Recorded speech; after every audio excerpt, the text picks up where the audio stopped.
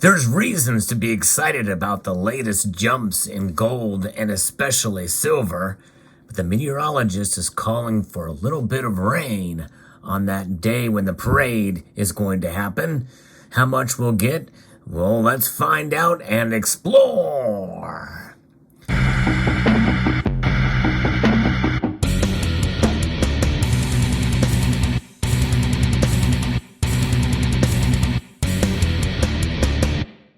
There's always a little bit of rain that comes on a parade.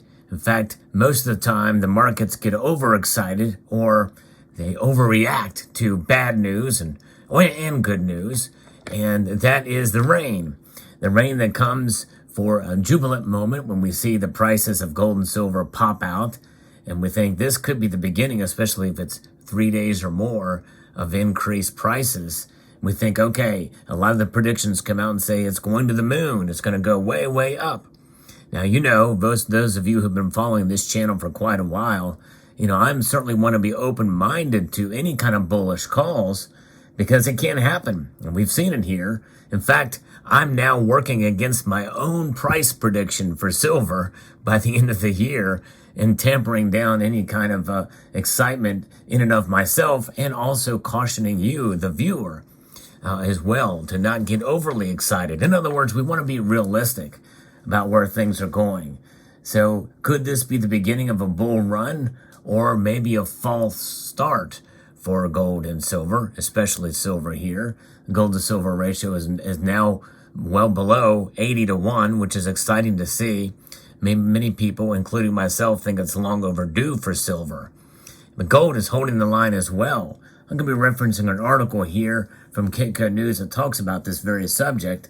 It has been this very exciting week, and now that we have silver above $23 an ounce and gold holding that line around $1,800, but this week's caps a significant turnaround on the monthly chart. We've seen 7 straight months of losses. Gold prices ended with a 7.5% gain coming out of November. And we saw silver almost double that with a 14% gain. Not only has the price action turned bullish, but gold has managed to hold critical support for the last 3 months. Although sentiment is significantly changing, there's still some hesitancy in the marketplace. Investors may be bullish on gold and silver, but they aren't quite ready to buy it up yet. And that, by the way, is in relation to the paper markets, the derivatives, the ETFs, and the like. It's been pointed out numerous times that the gains made in November were the result of short covering, which is not sustainable. And of course, there's also other factors as well too that are coming into play that I think work directly against that. But this is at least one analytical point. Next Friday is when we'll see speculative positioning has changed in the marketplace. And that speculative positioning may determine where gold and silver goes from that point out. That is to see if we have a false start or not. And there's not a lot of evidence that investors are buying gold to own it. In other words, they buy it to kind of offset the other positions that they have. But we have seen times, and I've noted on this channel in previous videos, when gold and silver go up and the stock market goes up. And the other way around too, when gold and silver go down and the stock market goes down. That has happened. And in this case, probably more times than usual, even though it's considered to be unusual for that to occur. You can also see the lack of conviction in gold-backed exchange-traded products. Special drawing rights gold shares, the GLD, saw their holding fall by nearly 12.5 tons last month, despite the massive rally. Kevin Grady, who is the president of Phoenix Futures and Options, succinctly described the current price action as markets continue to react fluid U.S. interest rate expectations. You don't want to be short on gold if the Fed is going to raise interest rates by 50 basis points, he told Kitco.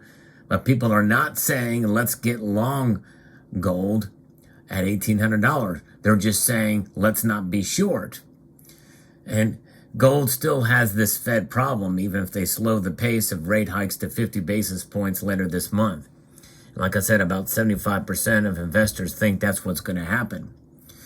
Friday's November employment report shows just how challenging the economic environment is for the U.S. Central Bank.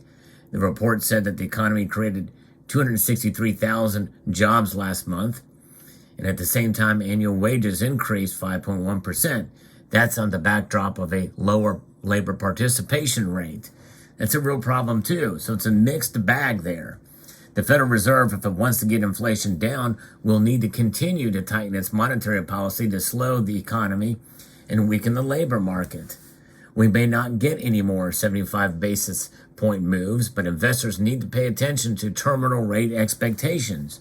Markets expect the Fed funds rate to top out in the first half of 2023 at 5.25%. This is where the bullish case comes back into play for gold and silver. That's a topping out, which means that they'll either stop and or go the opposite direction. If they go the opposite direction and lower rates and do more quantitative easing, that will be the pivot point from which we can surely bet that gold and silver will continue to rise fairly dramatically, I feel. But, I don't know. I think they will rise, but as to how much, we don't know exactly. So any indication that this terminal rate will have to move higher to cool down the economy and the gold market will quickly reverse those hard-fought gains. But it's not all about doom and gloom. The sentiment in the marketplace has turned to buying the dips from selling the rallies. A recession is coming. Many economists would argue that a recession is already here. I don't think I'm one of those that believes it's here right now. We just got out of it. And even though that 2.6% growth that we saw, which brought us out of the recession, a lot of people can really play with those numbers and see who is actually participating in that GDP. A lot of people feel the government itself is doing the bidding to get that up there. And so is it a fake GDP number? It very well could be. There's only so much the Fed can do to bring down inflation, and that is the key here. There's only so much they can do. The threat only gets worse the more aggressive the Fed gets. In other words, if they continue these rate hikes, even at the 50 basis point levels for too long, then we're going to start to see us get into this recession. And I think it's only a matter of time. As I mentioned, the Fed is walking a very fine line, and they're trying to walk it and trying to maintain their balance in doing so. And that's why I think they're going to do this 50 basis point hike and not pull back too much. But nonetheless, there's only so much the Fed can do to bring down inflation no matter what. Once the economy starts to feel the impact of the aggressive action, many are expecting the central bank to reverse course quickly. And that's where the pivot will be blatant and apparent. And the reverse course, that means they're going to start to lower rates because they know they can't do anything. That's all they've got in the toolbox. It may take a while, and that is the key here, folks. Some people feel the indication is they are feeding the beast, so to speak. They're letting us know that what's coming down the road for this pivot. And that's why some people are calling it a soft pivot. It may take a while, and there will be some short-term volatility, but for many analysts, the future looks bright for gold and silver, and I'm one of those. And again, this is all stuff I'm keeping in mind from where I'm going to make my prediction on where silver is going to go and gold in 2023. I've been doing this for the last couple of years, and I've been wrong in the two prior years. But they're relatively bold predictions when all said and done. There's so much that could have happened that very well could have seen silver. And, well, actually, I was right on gold. I didn't take that back. I was right on gold earlier in the year, but it quickly came back down. So there's so much that could have led silver to go up to where I had predicted this year. That's $29 an ounce. Now, the year is not over. It could still get there at the rate that it's been going up the last couple of days, well over 7%. We could see it get up to $29 before the end of the year if it continues at this rate. But I kind of doubt that's going to happen. I really do. I think there's going to be probably another pullback in silver, but who really knows? But regardless, it's fun to kind of watch, and it's interesting. And for those of us who do hold these metals, gold and silver, in our portfolios in the physical form, so you really don't put them in a portfolio, do you? You put them in your safe, or you store them off-site in a very secure location. But when you do that, well, you don't worry as much because you know you've got money that's been proven for thousands upon thousands of years. And whole empires have risen and fallen because of how they treat gold and silver.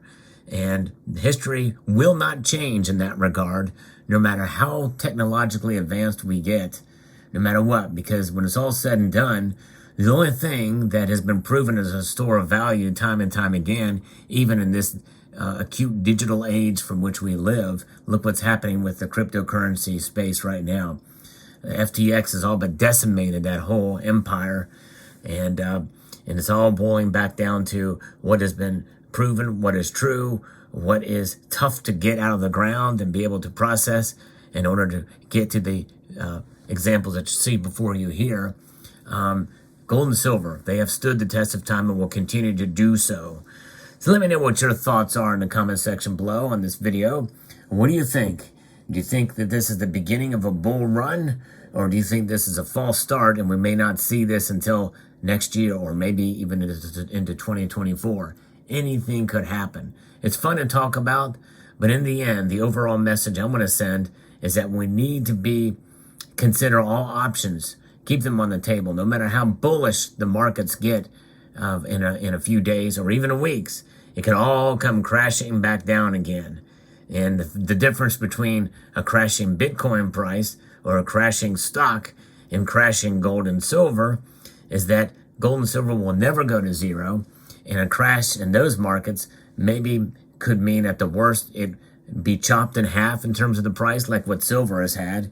Or with gold, we've never seen that. I've never seen it get split in half within of course of a couple of months or anything like that.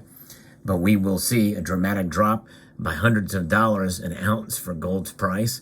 But still, its value persists, and that is the whole message here. Value transcends price performance on a day-to-day, week-to-week, month-to-month, or even year-to-year basis. So once we understand that and we put it into perspective, then we can rest easier at night. And that's what it's all about, knowing that we have preserved our wealth.